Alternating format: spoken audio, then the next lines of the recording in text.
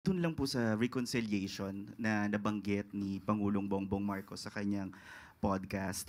While maraming nag-welcome on this offer of the president, yung ibang political analysts believes that while unity is important, reconciliation should still be grounded on principles like truth, accountability, and respect for institutions. So parang how does Malacanang respond to concern that reconciliation may come at the expense of accountability? Lalo na po, for example, nahaharap din si Vice President Duterte sa impeachment trial. Tandaan po natin, wag po tayo mag-focus na sinasabing open for reconciliation para lamang sa mga Duterte. Maliwanag po ang sinabi ng Pangulo sa lahat ng tao na maaaring hindi kapareho ng kanyang paniniwala o ng prinsipyo o ng polisiya. Mas maganda kung lahat ng tao ay makakasundo niya para po sa taumbayan, para magkaroon na po ng tuloy-tuloy na pagtatrabaho para sa bansa. So wag nating isentro ang open for reconciliation sa mga Duterte. Hindi po gagawin ng Pangulo na lumabag sa batas para lamang sa isang rekonsilyasyon. Follow-up lang po, Yusek. Siguro po, no, parang it's an open for all. Pero yung sabi naman po ng mga kaalyado ni dating Pangulong Duterte like Harry Roque and Panelo saying that reconciliation is only possible if the President takes steps to bring former President Rodrigo Duterte back to the country. Ito po ba ay anong response po ng Malacanang dito sa comment nila? Tandaan po natin, hindi po magpapahawak sa leeg at hindi po magpapadikta ang Pangulo sa mali. Hindi po tatalikuran at babaliktarin ng Pangulo ang batas para lamang pagsilibihan ang personal na interes ng iilan. So tandaan po natin, lagi pong sa batas ang Pangulo. Kaibigan o batas? Batas pa rin po ang pipiliin ng Pangulo. Eden Santos, Net 25.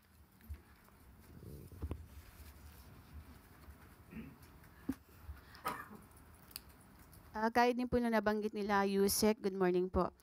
Bukod po dun sa issue nung pagpapauwi ng Pangulo, kung talagang sincere daw po siya dun sa pakikipagkasundo sa mga Duterte, baka pwede ring magpa-hair follicle test ang Pangulo.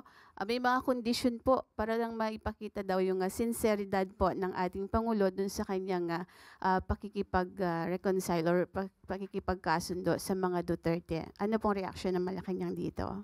Ulit-ulit, paulit-ulit, uulit-ulitin ko, uulit-ulitin natin. Peke, ang video na siyang pinespread or isiniwalat nitong si Atty. Harry Roque. Dapat pa natin siyang paniwalaan? Uulit-ulitin ko, paulit-ulit na lamang siya. Yusek, follow-up lang po. Hindi naman din po batay dun sa video lang yung panawagang magpa-hair follicle test ang Pangulo. Bukod po doon, medyo... Paulit-ulit po ulit? Hair follicle test po ulit? Yun po yung ilan sa tingin nyo ba meron silang karapatang magbigay ng kondisyon kapalit nung sinasabi po ng Pangulo natin na para makipagkasundo? Ang pakikipagkasundo po ay para sa taumbayan, hindi para sa personal na interes ng iba.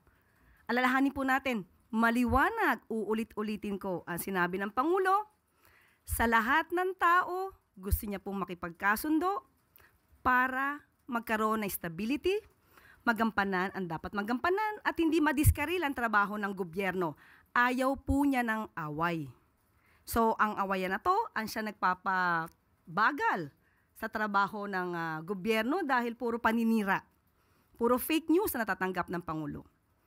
So ang pakikipagkasundo sa lahat, hindi lamang para sa mga Duterte, ay tama lang po na gawain ng Pangulo bilang ama ng bansa.